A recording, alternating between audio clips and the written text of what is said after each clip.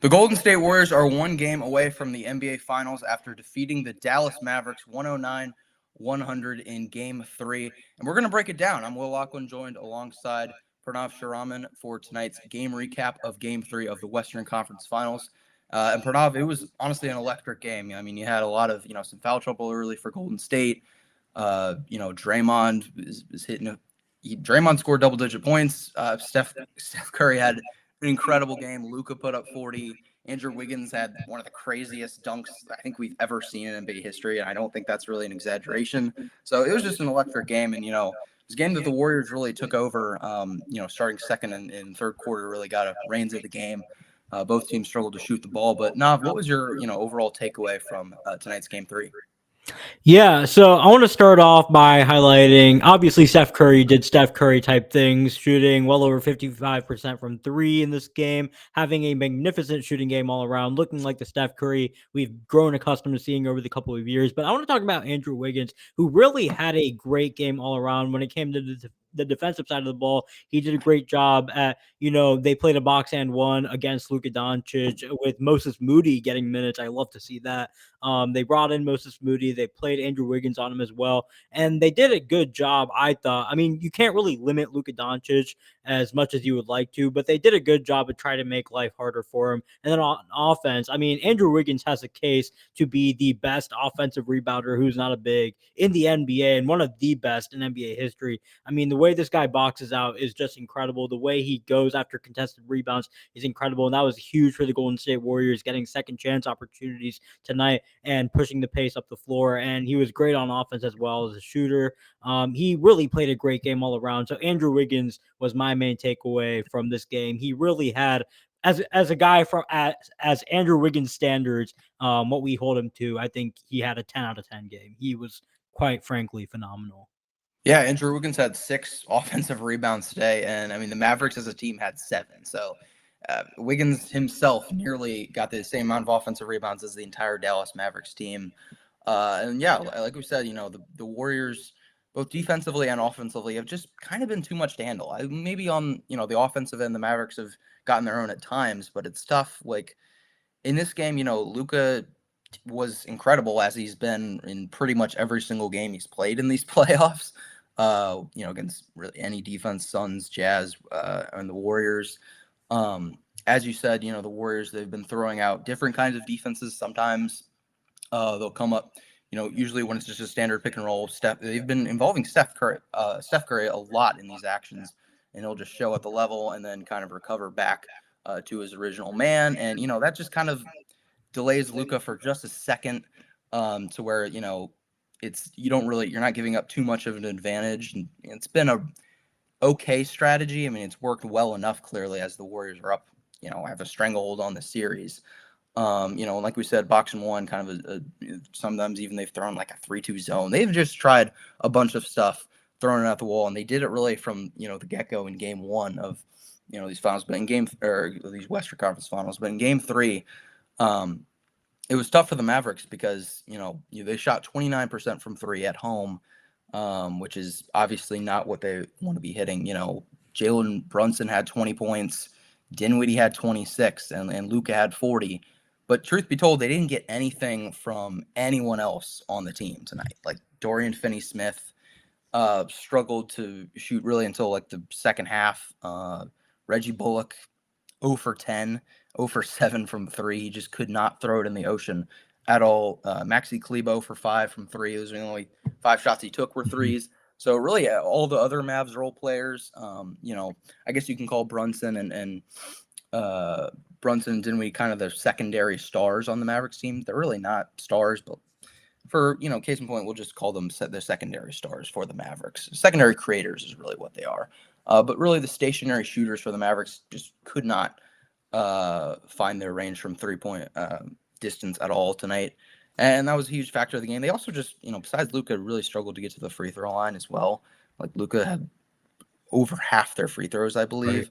Right. So that's tough as well. So, I mean, look, the Mavericks, their role players have kind of stepped up. Like in these Dallas games, they've been able to step up. The Dorian Finney-Smiths of the world, they've been able to, have 15 to 20-point games. But when you're not doing that, it's going to be really tough. And we saw that Luka So this is really the second game in the series where Luka's just been hitting these late games. I believe game one was the other one where they were just he was just keeping them barely alive at the end of the game with just these like late game threes.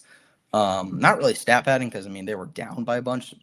And he was keeping them in the game. Like right, exactly. I don't get this narrative that's going around that Luka was getting garbage time points or stat padding, because I mean, if Jordan Poole doesn't hit that go ahead three, we're talking about a scenario that the Mavericks could have pushed it to overtime. I mean, it was a 5-point game. That could have been a very real possibility.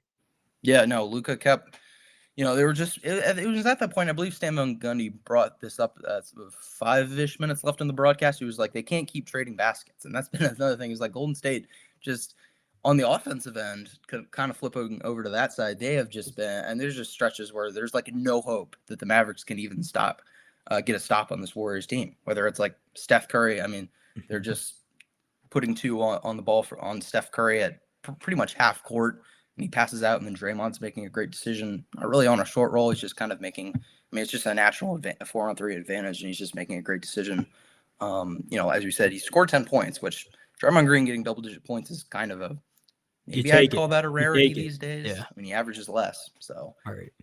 But even then, when you're getting that, that's great. Also, Kevon Looney, he's been fantastic. There's a point in this game where Kevon Looney literally was like, the Mavericks were like scared to get like a switch with Kevon Looney. They were just like scared. And his offensive rebounding was his also so crucial alongside Wiggins. I mean, I remember the specific play where he was hustling on the ground. He got that. Him and Bertans were going for the loose ball, and he basically deflected off of Bertans, giving the Warriors an extra possession, which I believe they scored on that play. I don't remember off the top of my head, but just plays like that. Looney being so effective as a pick and roll partner, being a great offensive rebounder, and being a smart defender has been really huge for the Warriors, and has allowed them to play a lineup with both Draymond at the 4 and Looney at the 5, giving them a lethal defensive front court.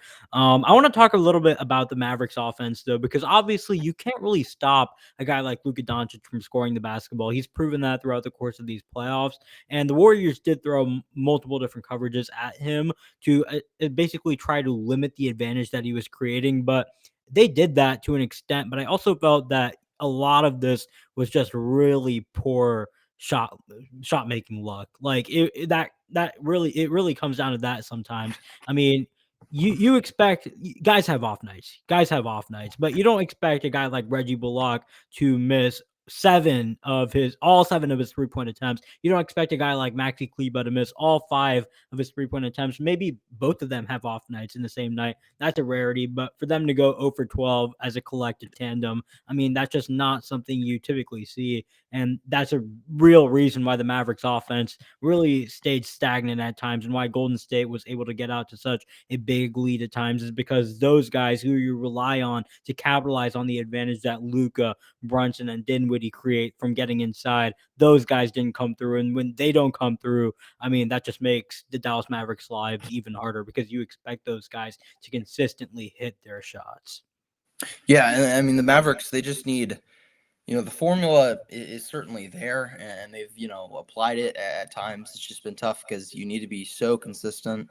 They just needed a lot of stuff to happen. Clear. I mean, they had pretty much everything went well for them statistically, at least for game 2. Like, you had a crazy Luka game in game 2. Role players were making shots in that game. Brunson, I don't know if Dinwiddie played all that well, but Brunson, I think, played pretty well too. So it's like so much stuff went well, and it's just the Warriors still go on these runs. And that's, one of the reasons the Warriors, I guess, were, at least my pick to make it out of the Western Conference, and looks like they'll do so, is because the upside and the ceiling really for this Golden State Warriors team is just so high. And they've been able to really put it together. But like you said with the Mavericks, just to address this point, kind of like they've been creating good looks. And like you said, it's just the shot making really just isn't there, which is unfortunate. It's not like Golden State's defense is preventing any advantage from being created. These looks are being created. It's just sometimes open shots just don't go in. And so it's a weird philosophy. Like, you expect guys, you hold them to that standard to hit those open shots, but sometimes you just get really bad shooting luck. And I happen to be that. I wouldn't be surprised if there's this Twitter account called Shot Quality, and it doesn't really measure like if the shot necessarily or the result. It's more based on like what was the process? Like, did they create like a good look on the shot based on like, I guess like how open the shot is, like how many feet is like the nearest defender is maybe what goes into it. I'm not really sure. It's kind of just an educated guess that I'm making. But anyhow, like I wouldn't be surprised if the Mavericks, based on their shot quality, were like the projected winners for this game on that, Twitter account. And sometimes that Twitter account gets kind of dogged, but it is, again, highlights kind of the process of creating these good looks. And most of the time, if your process is good, the results should eventually speak for themselves. It's just when you're down 0-2 and you get really, really unlucky like this, that's certainly can lead to going down 0-3. And then like when you're down 0-3, it's just like at that point, like how much no team in NBA history has ever come back. And I don't really expect the Mavericks to do so. And I think they could win game 4. Because again, the formula there is just like if you take one thing off the board for the Mavericks, it's just like, and that's especially really, with the way Golden State's playing.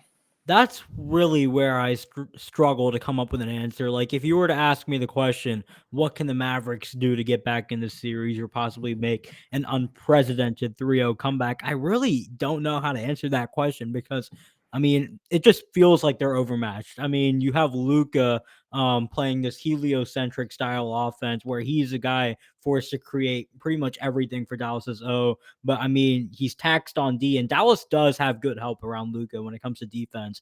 But I mean, on offense, you just can't rely on those guys outside of Luka. I mean, Dinwiddie and Brunson are good creators themselves, but they're not the most consistent creators. They're not star level creators that you would hope for them to be. And I mean, outside of that, their ancillary players like Bullock and Bertans and Maxi Kleba. I mean, when they're not hitting their shots like they weren't tonight, it just I struggle. They could probably get a game. They could probably even get 2. But I mean, a 3-0 comeback, you're really grasping for straws there. And I just don't see a realistic path. Hopefully they can prove me wrong. But I mean, if you were to tell me to predict a 3-0 comeback, I just can't do it. I can't. Yeah, and even if they do win game 4, winning game 5, like winning in Golden State just In seems Golden State, yeah, darn near impossible. I don't think, correct me if I'm wrong, I don't think I'm pretty sure they're undefeated at home in the right. playoffs. And I don't I think mean, they've lost one game.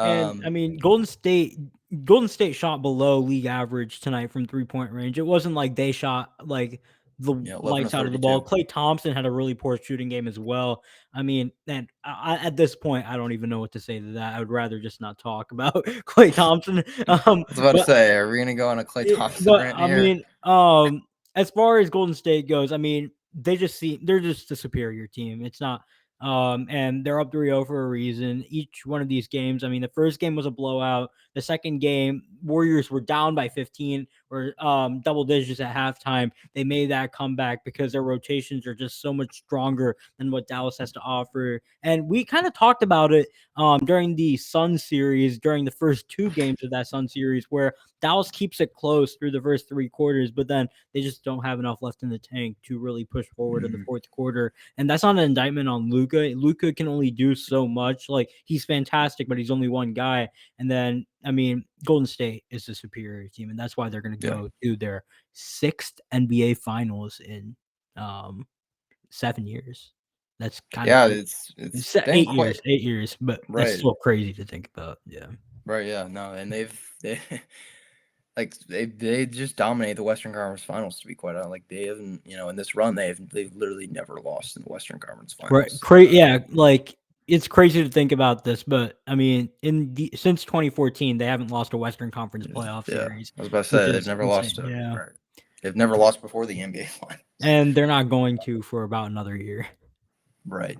Yeah, exactly. I mean, for me, at least, the matchup, it would be like if the Warriors could play the Celtics in the NBA Finals, I think that would be like amazing. Not that the Heat have the 2-1 lead for sure, and they're certainly deserving if they can get 2 more done. But like, I don't know, just Warriors Celtics would be the ideal dream. Yeah, I don't want to get too ahead of ourselves because we don't know who's going to come out That's of the true. East. Yeah, But I mean, that's my hope though.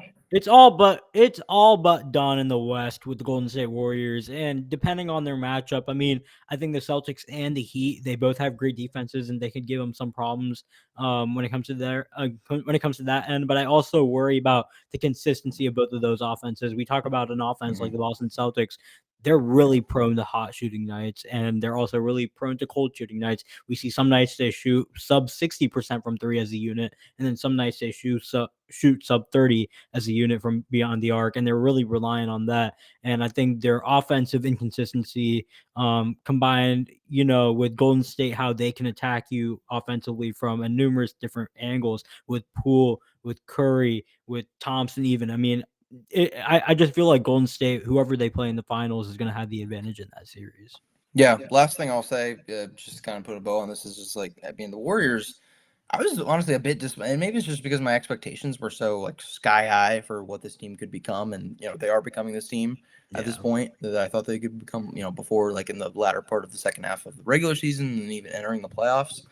But like they had a lot of sloppy play in the Memphis series, and it's like they let them hang around a little too much, and it was just I was a bit disappointed in how they played in that round, despite them winning it by 6, and that's just how good they are. They can still win a series like that, even if they're a bit inconsistent on the offensive end. But offensively, they've really put it together, and they've had a couple, I guess, like a high turnover game in game 2.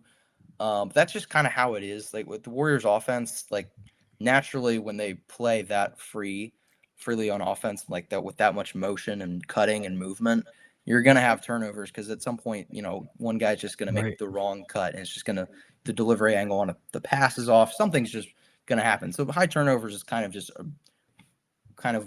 a requisite of how the Golden State Warriors play. They only had 10 turnovers today, which all things considered, I think is fine. They did have, I guess, still 3 more than the Mavs, but 10 is not anything to really be. That's fine, especially considering that they could easily have more considering the way they play. It's one of those games where the final score was within single digits, and I mean at halftime it was within like a point or two, but you always felt that Golden State had a grasp of this game. I mean, their shot making is just a bit too much when it comes down to the crunch time. And then, I mean, I just felt like Dallas's rotation started to get thin. And shout out Steve Kerr. Steve Kerr gets a lot of hate from Golden State fans on occasion. He does. I don't understand why. But I felt that I don't really tonight get he it. did it. I felt that tonight he did a great job at managing Steph's minutes. I mean, that's been a huge criticism of him forever now. And I thought he did a great job at managing Steph's minutes, getting him in when the game started feeling like it might go in Dallas's favor. I mean, immediately when Dallas was pushing it within 6 points, he put Steph in, and then they regained the lead because of his shot making and his ability to open up shots for literally anybody else on the court. I mean, I thought Steve Kerr did a great job at managing his rotations tonight and only keeping it to within like 8 guys. We saw Moody get some minutes. I love seeing that because Moody's my draft guy from last year. We saw Porter go down. For this series, I'm not too concerned with that. If you want to touch on that, I'll let you. But I loved how Steve Kerr played his rotations tonight, and I loved how he played his cards, especially when it came to really getting the ball in Steph's hands and letting him cook. That was one thing that I honestly kind of wanted to talk about. Kind of forgot about is the fact that Otto Porter Jr. got injured, and maybe it's just because the ankles, right. They still kind of chugged along. And like the Warriors are, really, they're a very, very deep team. Like they, I think I made like some sort of TikTok on this, like at the beginning of the season. It's just like they have like 11 guys that they could like legitimately play, not necessarily in the playoffs, but like just like regular season. Like they have like a whole platoon that they could seriously run, and like, these are all fine role players. Even though I guess Damian Lee is kind of fallen off, but like you said, I mean, out of their finals rotation, I mean, Kuminga didn't even get any minutes tonight, and we've seen him start some games during this run. So I mean, they really have. I mean, Moody we barely saw get any minutes before the series, and now he's playing key minutes. Like it's so weird how many different lineups they can run and how many different effective lineups they can run based on what their needs are catered to. Which is great to have if you're a team trying to make a deep push. Yeah, I will say this though, in the NBA final setting, like if Otto Porter Jr. is missing like a few weeks, it's going to be out for part of the NBA finals, or hopefully not like the entire NBA finals. But if he's going to miss some time, the fact that they don't have him, they don't have Gary Payton. They're probably going to get Payton back. But... Oh, really? Yeah, by the finals. That's good. Okay. Well, then never mind. That's great. But still, I was going to say like the fact that they didn't have those, if they didn't have those 2 guys for like a couple games in the finals would maybe not bode the best. against a team like the Celtics or Heat. But if they can get one or two of those guys back at certain points of the finals, then that's perfect. So the Warriors' injuries, health looks good. The team's playing great, and they're one game away from returning to the NBA Finals. It's been so long. I remember the Oh last yeah. time the Golden State Warriors were in the finals. I remember watching like the latest what was it? It was like the Men in Black movie with Chris Hemsworth. Endgame. Like I remember watching the Endgame. NBA Finals in the Endgame. movie theater, like End, when they're end, playing the Raptors. That's how Endgame. long ago. Endgame was the #1 movie in the Right, world. Yeah. exactly. That's how it was, just crazy. Yeah. I was still in high school. Nice. But yeah, no, that'll I'll do it for our game recap here. We're gonna hopefully make some more of these. Pranav, I'm sure you'll join me for some more. We'll probably get some other people on here as well at TWSN. Of course, subscribe to the TWSN YouTube channel for more content just like this. We're doing more of these kind of video styles similar to how our shows are. And speaking of shows, you can obviously follow and subscribe and watch the On the Ball show, which is the show that we have on Friday night. I'm on it, Pranav's on it, and we got a bunch of other guys. We're always talking basketball. Whether it's the NBA draft, which is going to certainly pick up steam as the NBA playoffs start to go down. We typically air before every playoff game. So I mean, Yeah. if you're not It's doing anything perfect pre-game, right. It's quick. You could watch it pretty much anywhere. Yep. Just tune It's in, on ask Twitter, some Facebook, questions. and YouTube. Yeah. And yeah, TWSN YouTube channel right here. You can go back and watch our last stream that we had, which is on Friday nights at 8 p.m. So make sure to go check that out. And this was a game recap for Warriors, Mavericks. Warriors take game 3, and we'll see you guys next time. Peace.